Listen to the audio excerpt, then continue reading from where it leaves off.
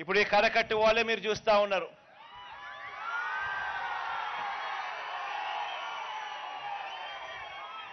ఇటువైపున అటువైపున ఈ రెండు కరకట్టు వాళ్ళలు కరకట్టు గోడలు కూడా దాదాపుగా 500 కోట్ల రూపాయలతో ఈ కరకట్టు గోడను కట్టడమే కాకుండా ఇక్కడ కరకట్టు గోడ మీద కృష్ణలంక ప్రాంతం ఎప్పుడూ కూడా మునిగిపోతా ఉన్న పరిస్థితులే.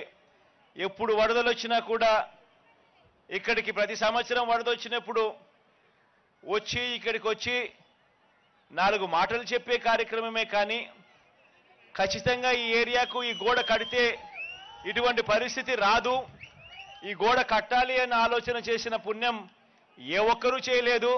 అది ఒక్క మీ బిడ్డ ప్రభుత్వంలోనే జరుగుతా ఉందని చెప్పడానికి సంతోషపడతా ఉన్నా.